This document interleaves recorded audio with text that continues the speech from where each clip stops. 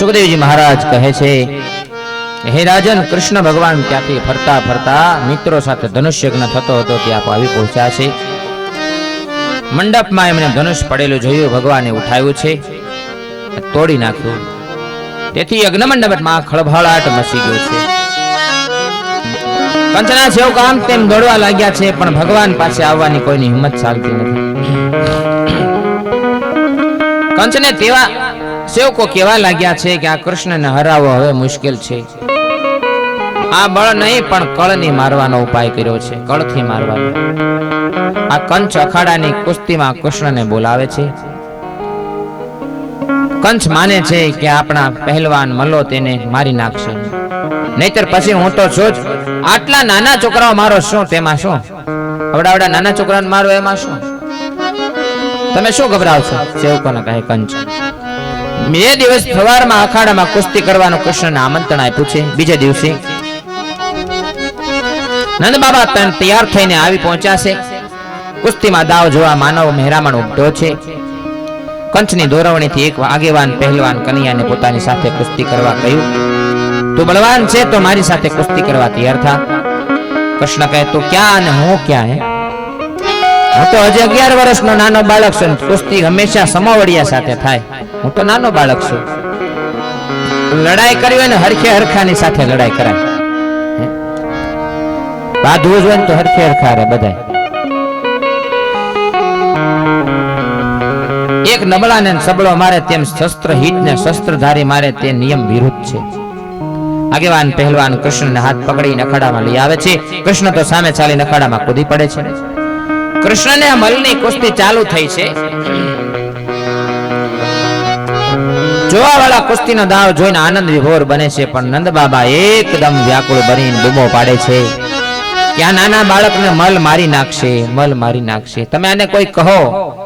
પરંતુ કંસનો હુકમ હતો એટલે કોઈ દાદ આપી નહીં.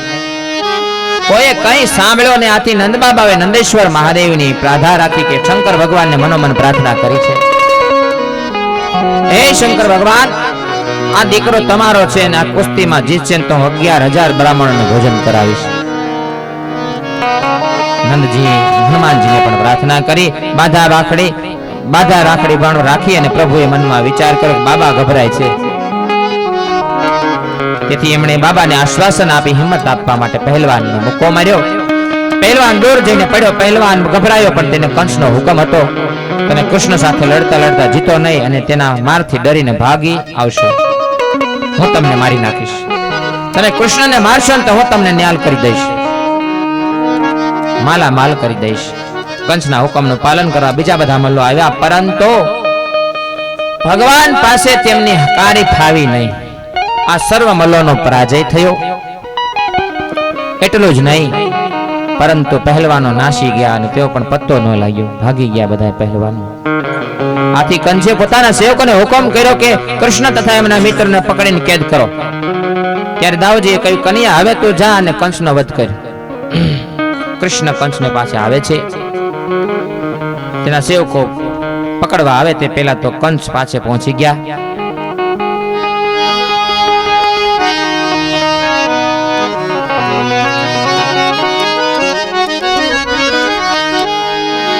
હે દુષ્ટ, મારી માતા દેવકીને મારી નાખવા માટે તેમના ચોટલો તે પકડ્યો હતો ને, મોતથી બચવા તે દેવકીજીના બાળકોને પણ મારી નાખ્યા હતા.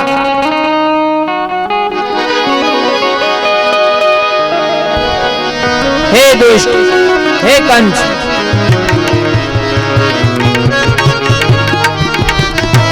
મારી માતાને મારી નાખવા તેમ ચોટલો પકડીને ઢળી દીધી કા.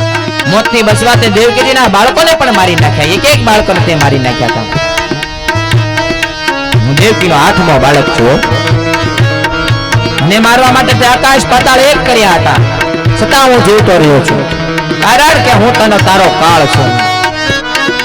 હું તારું પાપ પુણ્ય સંભાળી લે અને મરવા માટે તૈયાર થઈ જા. તારું પાપ અને પુણ્ય સંભાળી લે અને મરવા તૈયાર થઈ જાજે. આમ કહીને એમણે કંસને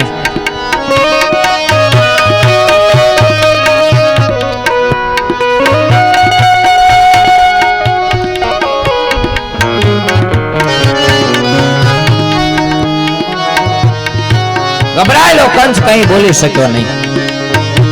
કન્યાએ તેના વાળ પકડીને એવો તે હલાવીને પછાડ્યો છે કે કંસના રામ રમી ગયા. પ્રભુએ કંસ રાજાને સદગતિ આપી. કંસને માર્યો નથી, તાર્યો છે. ભગવાને કંસ રાજાને મારીને તાર્યા છે. કંસના મૃત્યુથી બધાને આનંદ થયો છે. માત્ર કંસની રાણીઓ દુઃખ થયું ત્યારે કનૈયો મામી પાસે ગયો અને કનૈયાને બધા નાટક કરતા આવડે. મામીઓ સાથે તેને પોક મૂકી છે. ઓ મામા મામા મામા રે મામા. કનૈયો મામીઓને સમજાવે છે કે મામી હું 11 વર્ષનો હતો ને મામાને મળવા આવ્યો, પણ મામાને તો આડફેલ થઈ ગયો. ભાગવતમાં કંસની રાણીઓ કૃષ્ણને ગુનેગાર ગણતી નથી. તેઓ કનૈયાને કહે તું રડીશ નહીં, જે થવાનું તે થઈ ગયું. કનૈયા તારા મામા બાળ હત્યાના પાપથી મર્યા છે, એના કરેલા કર્મથી મર્યા છે. એને બાળ હત્યાનો પાપ લીધું હતું એટલે મર્યા છે. ભગવાનને દોષિત નથી કરતી કંસની પત્નીઓ. ભાગવતમાં કંસની રાણીઓ છે ને ન્યાય આપે છે. કૃષ્ણ છે ને પરમાત્મા છે, પરમાત્મા નિર્દોષ છે. કૃષ્ણ કોઈને મારતા નથી, તે તો સર્વને તારે છે. સર્વના કર્મ અનુસાર સૌના મૃત્યુ થાય છે. ભગવાન કોઈને મારતા નથી, કર્મ અનુસાર સૌનું મૃત્યુ થાય છે. કંસની રાણીઓ નામ અસ્તિ અને પ્રાપ્તિ છે. જે અસ્તિ એટલે મારી પાસે આટલું છે, અને પ્રાપ્તિ એટલે હવે આટલું મેળવીશ. કંસ એટલો દુષ્ટ હતો કે પોતાના પિતા ઉગ્રસેનને કેદમાં રાખી પોતે ગાદી ઉપર બેઠેલો. પેલા એક કંસ હતો, જ્યારે આજે સમાજમાં ઘણા બધા કંસ જોવા મળે છે. તે બધાને હણવાના છે. જીવ હંમેશા કામ ક્રોધને માર ખાતો આવ્યો છે અને ક્રોધ શબ્દની ઉપાસનાથી શાંત થાય છે.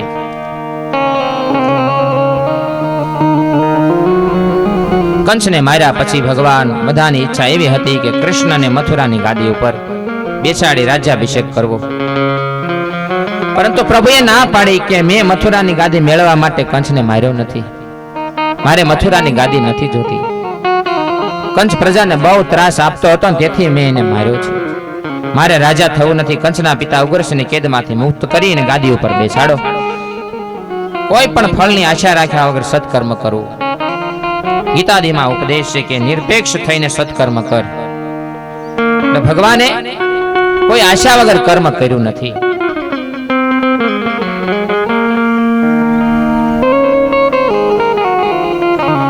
હું તો નામનો રાજા છું. આ બધું કૃષ્ણનું છે. યાદવો કૃષ્ણ બલરામને રાજમહેલમાં લઈ જાય છે. ઉગ્રસેન કહે છે હું તો નામનો રાજા છું. આ તો બધું કૃષ્ણનું છે. નંદ બાબાની વિદાયગીરી સમય થયો. તેમનો મુકામ મથુરા બહાર બગીચામાં છે. નંદ બાબા બગીચામાં બેઠા બેઠા વિચારે છે હું અહીં કન્યાને લઈ આવ્યો એટલે તેને બધું ખૂબ સહન કરવું પડ્યું છે. તે મોટા મોટા મહેલવાના જોડે કુસ્તી કરવી પડી છે. થાકી ગયો હશે. તેને હું ગોકુળ લઈ જઈને આરામ કરાવીશ. આ વિચારોમાં સાયંકાળ થઈ ગયો છે. હજુ સુધી કનૈયો આવ્યો નથી. નંદ બાબાને ઊંઘ આવતી નથી.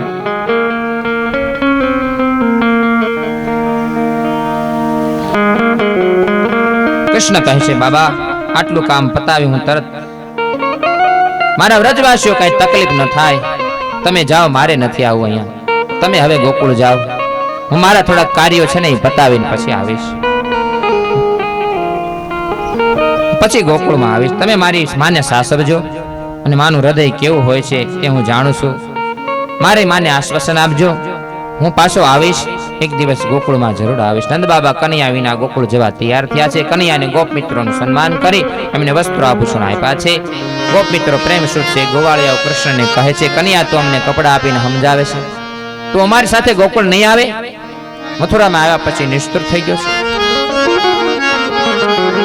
આમ આવી રીતે નંદરાય ને ગોપ બાળકો બધાય ગોકુળમાં પાછા પધારે છે. પછી વસુદેવજી કૃષ્ણ ભગવાનને જનોઈ આપી છે. યજ્ઞોપવિત સંસ્કાર કરાવ્યા છે. યજ્ઞોપવિત સંસ્કાર કરાવ્યા પછી વિદ્યાભ્યાસ માટે સાંદીપની ઋષિને ત્યાં મોકલ્યા છે. ભગવાનને કૃષ્ણને બલરામને કૃષ્ણ સાંદીપની ઋષિના આશ્રમમાં વિદ્યા અભ્યાસ કરવા માટે ભણ્યા છે. સુદામદેવ સંયમની મૂર્તિ છે. ભગવાને સંયમ સાથે મૈત્રી કરી અહીંયા સુદામાદેવ પણ વિદ્યા અભ્યાસ કરવા માટે સાંદીપનીના ઋષિમાં આવ્યા હતા. એમનો ભેટો થાય છે, એમની મિત્રતા થાય છે. વિદ્યાભ્યાસ પૂરા થયા પછી ગુરુ દક્ષિણા આપી સાંદીપની ઋષિને કહે બેટા મેં તને આજ્ઞા જ્ઞાન લેવા માટે આપ્યું નથી. મેં કાંઈ તને દક્ષિણા લેવા માટે જ્ઞાન નથી આપ્યું. આ શિપ્રા નદીમાં મને જળ આપે છે, વૃક્ષો ફળ આપે છે, મારે શું જોઈએ? સાંદીપની ઋષિને દક્ષિણા આપીને ભગવાન કૃષ્ણ વિદ્યાભ્યાસ કરી પૂરી મથુરા આવ્યા છે. યાદવોને પરમાનંદ થયો છે. રાજા ઉગ્રસેનને બહુ આનંદ થયો છે. તેઓ વિચારે છે કે પરમાત્માને મને ઘણું આપ્યું છે, ગાદી આપી એટલે હું નામનો રાજા ગણાવશું. ત્યાર પછી ઉદ્ધવજીની જ્ઞાન લક્ષણા અને ગોપીઓ સાથે પ્રેમ લક્ષણા ભક્તિની વાત આવે છે, કથા છે. કૃષ્ણ ઉદ્ધવજી પ્રેમ લક્ષણા ભક્તિનું જ્ઞાન કરાવવા ગોકુળમાં મોકલે છે. ત્યાં ગોપીઓ સાથે ઉદ્ધવની જ્ઞાન ચર્ચા થાય છે. એમાં ઉદ્ધવજીનો પરાજય થાય છે. જ્ઞાન ચર્ચામાં પારંગત ગોપીઓનું જીત થાય છે. એટલો બધો પ્રેમ જોઈને ઉદ્ધવજી એમ થયું કે ભગવાન કૃષ્ણ ગોકુળમાં જ છે, ભગવાન ક્યાંય ગયા જ નથી. આવી અનુભૂતિ કરાવી છે ગોકુળની. ઉદ્ધવજી સમક્ષ પોતાની વ્યાકુળતા વ્યક્ત કરતા ભગવાન કૃષ્ણ. ઉદ્ધવજી વિચારે છે કૃષ્ણ રોજ સાંજે અગાશીમાં બેસીને કેમ રડે છે? કૃષ્ણ તો સુવર્ણ રાજમહેલમાં રહે છે, તેમની સેવામાં અનેક સેવકો હાજર છે, તો આ રીતે કેમ ભગવાન અગાશી ઉપર જઈને રોજ બેચેન થઈને બેહે છે? ઉદ્ધવજી પૂછે છે ભગવાનને, ભગવાન આનું કારણ શું છે? કૃષ્ણને કહે છે કઈ વાતની તકલીફ હોય તો કહો તમે. કૃષ્ણ કહે ઉદ્ધવ, હું કેમ દુખી છું એ પૂછનાર મને મથુરામાં તું એકલો મળ્યો છે. હું તને શું કહું, ગોકુળમાં હતો ને ત્યારે મારી માં લાડ કરીને ખવડાવતી હતી. આ બધું ગોકુળના દ્રશ્યો મને નજરે ચડે છે. મને બહુ યાદ આવે છે ગોકુળની, મને ગાયોની યાદ આવે છે.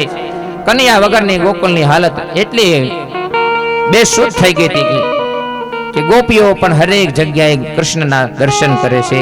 જ્યાં જોયે ત્યાં કૃષ્ણ કૃષ્ણ જ કર્યા કરે છે. ગોકુળની ગાયો પણ કૃષ્ણ વિના ખાતી નથી, પાણી પીતી નથી. આવી હાલત ગોકુળની થઈ ગઈ છે. ઉદ્ધવજીનો રથ નંદ બાબાના આંગણામાં આવ્યો તે સમય યશોદા પાગલ જેવા થઈ ગયા હતા.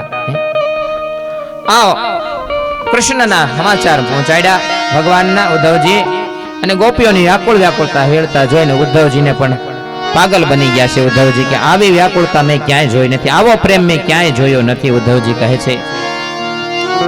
ઉદ્ધવજીનું અભિમાન ઉતરી ગયું. 2-4 દિવસ માટે ઘણા રહ્યા અને મહિના ઉદ્ધવને ખાતરી થઈ ગઈ કૃષ્ણ ગોપીઓથી દૂર નથી. જ્યારે જ્યારે પણ કૃષ્ણ કીર્તન થાય ત્યારે કૃષ્ણ પ્રગટ થાય છે, રોજ કૃષ્ણ કથા થાય છે. ઉદ્ધવજીનું જ્ઞાન અભિમાન ઉતરી ગયું છે. દસમ સ્કંદના પૂર્વાર્ધમાં છેલ્લે ઉદ્ધવ ગોપીનો સંવાદ છે અને કૃષ્ણના જીવન સંદેશ સસોટ વાણી પ્રત્યક્ષ કરે છે. અહીંયા ઇતિસ દસમ સ્કંદની અહીંયા પૂર્ણાવતી કરે છે. બોલો વૃંદાવન વિહારી લાલ કી જય. હવે દસમ સ્કંદનો નિરોધ લીલા સ્કંદ 10મો આવે છે. જરાસંધની કથા આવે છે. દસમ સ્કંદમાં ઉત્તરાર્ધમાં જરાસંધની કથા આવે છે. કંસ મર્યા પછી કંસની 2 રાણીઓ પિયરમાં ગઈ છે.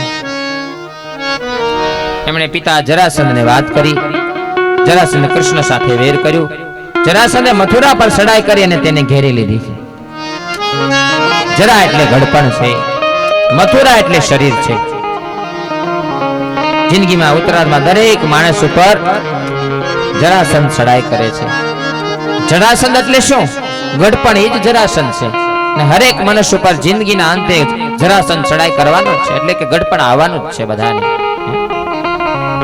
તમારી ઉંમર 50મા વર્ષમાં ઉત્તરાર્ધમાં જરાસંધ એટલે કે વૃદ્ધાવસ્થા આવે છે અને યુદ્ધ થાય છે શરૂ. 50 વર્ષની ઉંમર પછી સાંધા દુખે એટલે જરાસંધની ચડાઈ આવી સમજી લેવાનું. પગ દુખવા મળે, હાંધા બધા દુખવા મળે એટલે સમજી લેવાનું હવે જરાસંધની ચડાઈ આપણા ઉપર આવી છે. 50 વર્ષ પછી મથુરાના દરવાજા તૂટવા લાગે, આંખેથી વસ્તુ દેખાય ને, ખાધેલું બરાબર પસે નહીં, કાનેથી સંભળાય નહીં. આવા સમયે ધીરે ધીરે પ્રવૃત્તિ ઓછી કરવી અને પ્રભુ માટે સમય ગાળવો જોઈએ.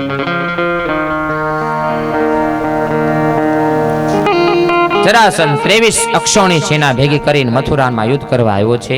પ્રભુએ બલરામને કહ્યું, મોટા ભાઈ જરાસંધને મારશો નહીં. કૃષ્ણના કહેવાથી બલરામજીએ જરાસંધને માર્યો નહીં, પણ એની સેનાનો વિનાશ કર્યો છે. જરાસંધે ઘરે જઈ ગયો અને ફરી અક્ષોણીઓ સેના લઈને યુદ્ધ કરવા આવ્યો છે પાછો. જરાસંધ આ રીતે 17 વાર લડવા આવ્યો અને ભગવાન કૃષ્ણ બલરામે 17 વાર એની સેનાનો વિનાશ કર્યો છે. 18મી વારે કાળયવન સાથે મૈત્રી કરીને આવ્યો છે. કૃષ્ણ નિશ્ચય કર્યો કે હવે મથુરામાં રહેવું નથી, હવે આ અનર્થ દેશમાં શાંતિથી રહીશ. બલરામજી લગ્ન રેવતી સાથે થયું ત્યારે અનંત દેત એટલે ઓખા મંડળનું રાજ્ય બલરામજીને દાયજામાં મળેલું. બલરામજીના રેવતી સાથે લગ્ન થયા ત્યારે ઓખા મંડળનું રાજ્ય દાયજામાં મળેલું હતું. એટલે બલરામજી સાથે પ્રભુએ પણ ત્યાં રોકાવાનું નક્કી કર્યું અને આનર્ત દેશ એટલે હાલનું ઓખા મંડળ પ્રભુએ વિશ્વકર્માને બોલાવી સમુદ્રની મધ્યમાં એક નગરી બનાવવાની આજ્ઞા કરી. દેવતાઓએ પોતાની બધી સંપત્તિ કૃષ્ણને અર્પણ કરી સમુદ્રમાં સુવર્ણ નગરી બનાવી. મોટા મોટા વાડાઓ બનાવ્યા એટલે તેથી યાદવો બહાર નીકળવાનો રસ્તો મળ્યો નહીં. તેથી યાદવો પૂછવા લાગ્યા દ્વાર ક્યાં, દ્વાર ક્યાં? એથી એમનું નામ દ્વારકા દારિત્વા પડ્યું. દ્વારિકા ભદ્ર બ્રહ્મ વિદ્યાપુરી છે. સમુદ્રમાં રહેલી દ્વારકા બ્રહ્મ વિદ્યાનું સ્વરૂપ છે. જરાસંધ યુદ્ધ કરવા આવ્યો ત્યારે કૃષ્ણ દ્વારકામાં પધાર્યા. જરાસંધ પાછળ પડે એટલે કૃષ્ણ પર્વશન પર્વત ઉપર જાય છે. ભક્તિનો કથા શ્રવણ વગેરેનો વરસાદ જ્યાં અનંત પડ્યો છે.